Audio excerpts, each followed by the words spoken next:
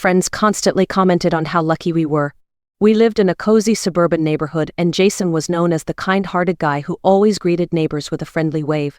But what people saw was only half the story. Behind the smiles and pleasant greetings was a reality far more complicated and emotionally exhausting than anyone could imagine. My name is Rebecca, and I'm 30 years old. After marrying Jason, I started working from home as a freelance digital marketer. The arrangement worked perfectly for me. I enjoyed my independence and had a steady income, often earning even more than I did at my previous office job. My husband, Jason, worked in sales, but his income was unpredictable and generally quite modest. He always assured me things would improve, and because I loved him, I believed him without question. However, living with us was Jason's mother, Doris, who had a completely different idea of what family roles should be. Doris was old-fashioned and strongly believed a woman's place was exclusively in the home, caring for her husband. From the first day we moved in together, she openly disapproved of me working. I still remember Doris's frequent remarks as clearly as if she spoke them yesterday. "You're always so busy with that little side job," she'd sneer. "You hardly take care of the household. Jason is working so hard to provide while you're distracted with whatever you're doing on that laptop." Despite my attempts to explain that my work was real and substantial, Doris always dismissed it as nothing more than a hobby. Jason rarely defended me. At first, I attributed it to him trying to keep peace in the house.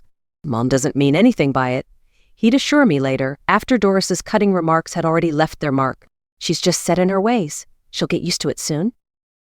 I kept hoping he was right, but as months turned into years, Doris's behavior never changed. Instead, the tension grew heavier, seeping silently into our marriage. I started feeling isolated, even in my own home, wondering if I'd ever truly be respected by my husband or his mother. What started as small disagreements slowly turned into silent resentment, and though everything looked perfect from the outside, inside I felt like a stranger living in my own life. But as challenging as this situation was, it eventually opened my eyes to something incredibly important: a lesson about self-respect, boundaries, and the courage to walk away. I didn't recognize it immediately, but the subtle signs of toxicity were always there. Doris's comments, seemingly small at first, gradually chipped away at my self-confidence. No matter how well I balanced household chores and my work, it was never good enough for her. I tried desperately to win her approval, but eventually, I realized it was an impossible task. Her standards shifted constantly, and criticism came more easily to her than praise. So one typical afternoon, I was deeply immersed in a marketing project for an important client. Deadlines were tight and the work required my full concentration. Suddenly, I heard Doris calling from the living room, "Rebecca, come here. My friends have arrived. Make us some tea and snacks." Reluctantly, I paused my work, putting my laptop aside, knowing any delay would invite further ridicule. As I served tea and cookies, Doris continued chatting with her friends, openly criticizing their daughters-in-law, each trying to outdo the other with exaggerated complaints. "My daughter-in-law spends all her husband's money on shopping sprees," one woman scoffed. Another joined in. "Mine doesn't even cook properly. My son has lost weight." Each remark seemed to entertain Doris immensely, and then inevitably, it was her turn.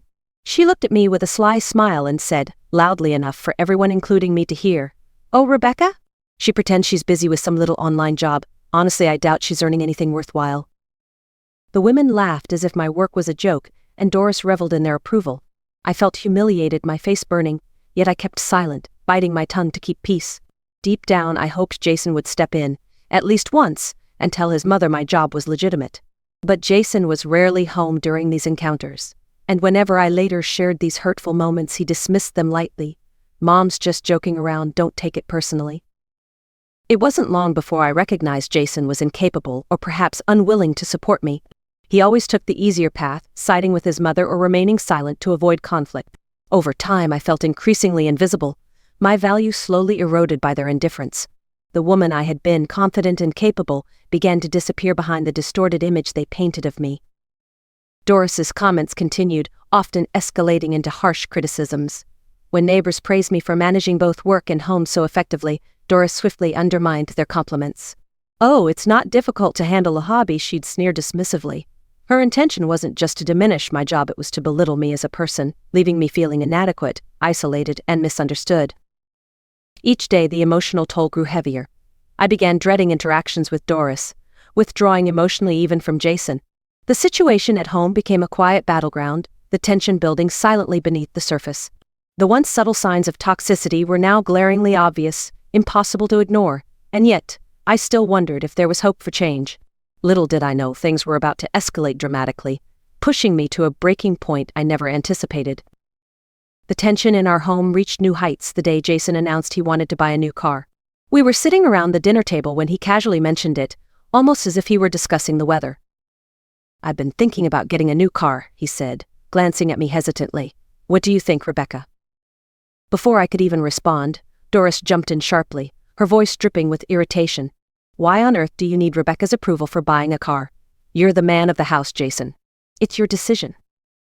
Jason shifted uncomfortably in his seat, clearly torn between his mother's demands and his responsibility to me.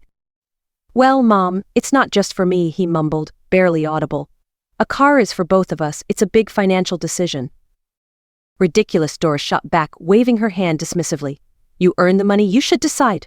Your father never asked me permission for anything."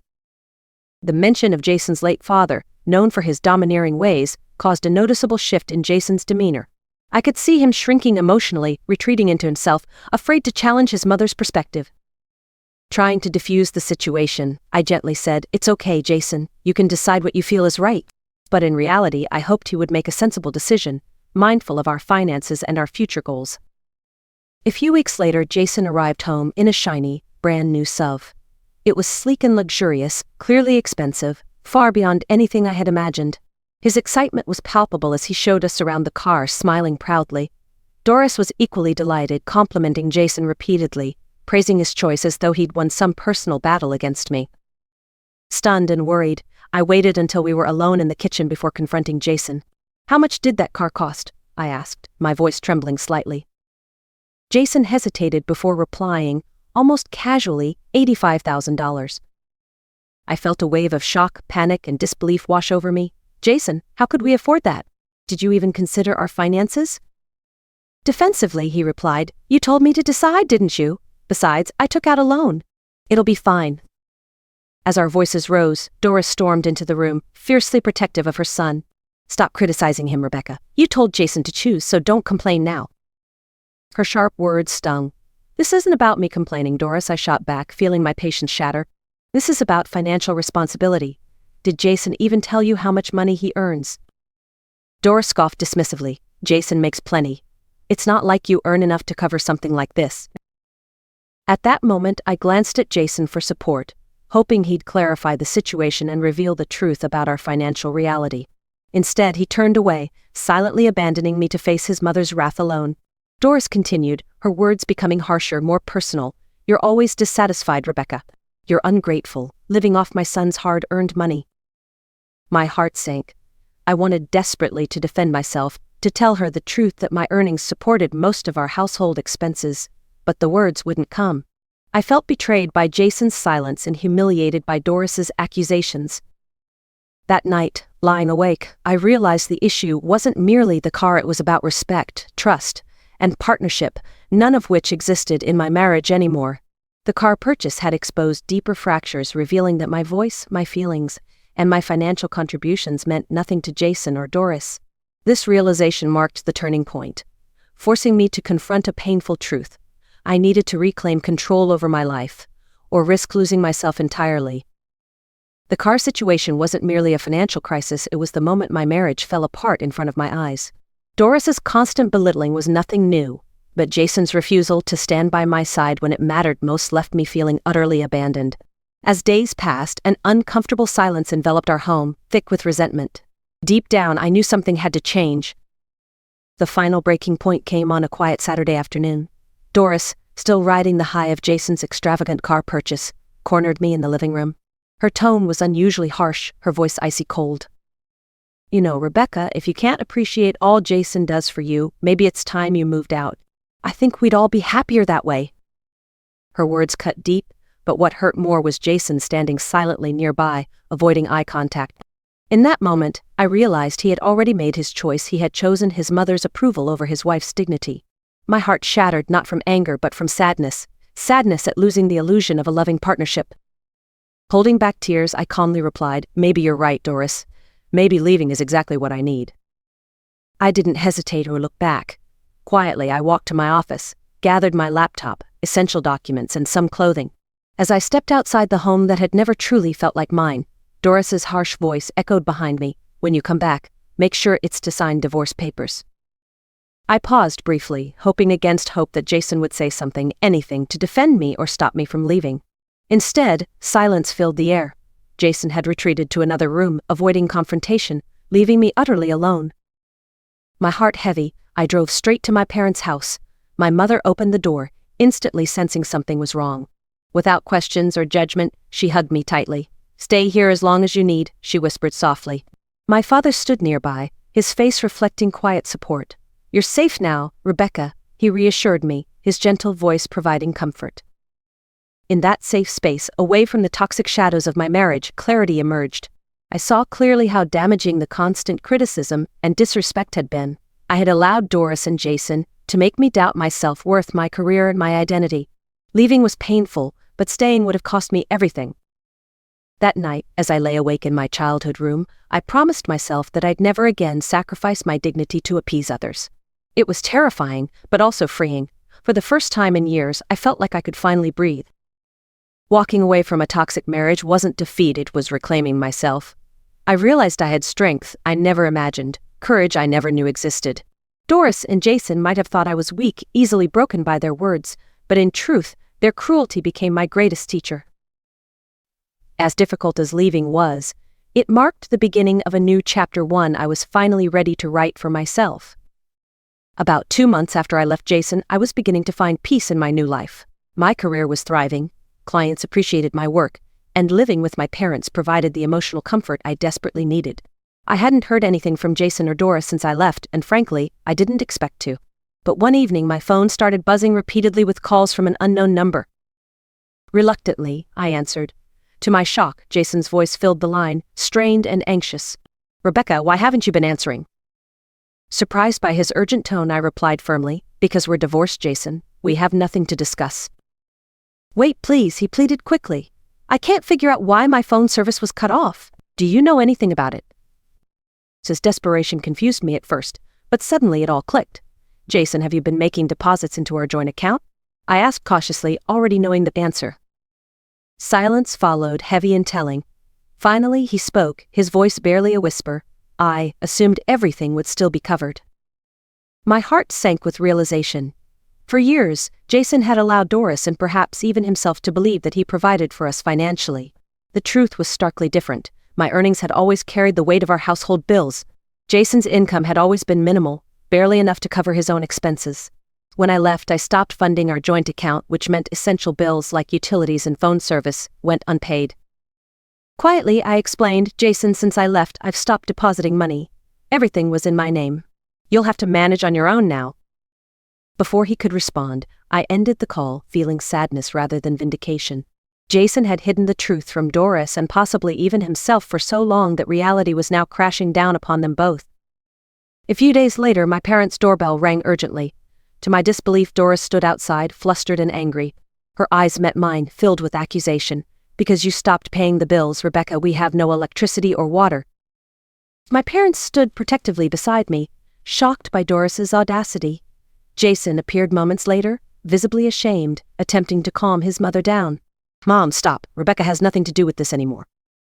Ignoring him, Doris pressed angrily, "Jason earns good money. Why would our utilities be shut off?" Finally, I broke my silence, firmly stating the truth. Jason never earned enough, Doris. I was always the one paying our bills. My job wasn't a hobby. I earned over $6,000 a month. Doris's face turned pale as Jason nodded weakly beside her. Her voice trembling, she whispered, "Jason, is this true?" Jason's quiet reply was painfully honest. "Yes, Rebecca covered almost everything. My monthly income barely hit $600 after taxes." Doris's bravado vanished instantly. She looked at me desperately, pleading, "Rebecca, I misunderstood. You can come back home, we'll sort it all out." Her sudden change was astonishing, yet predictable. However, the damage was irreparable. My heart had already moved forward. With quiet dignity, I looked directly into her eyes and softly but firmly replied, "No, Doris. That life is behind me. I deserve better." In that moment, standing firm in my truth, I felt stronger than ever before. After standing my ground with Doris and Jason, something shifted profoundly within me. I realized I had spent years diminishing myself, hoping for love and acceptance from people who didn't value me. Now that I had reclaimed my dignity, I felt empowered to move forward and truly rebuild my life. Living temporarily with my parents allowed me the space and support to regain my emotional strength. Each morning felt lighter, filled with promise rather than dread. My freelance marketing business was flourishing, bringing in new clients and opportunities. With every success, I rediscovered the confidence and self-worth that Jason and Doris had slowly taken from me. Soon, I saved enough money to comfortably afford my own apartment in a quiet, welcoming neighborhood.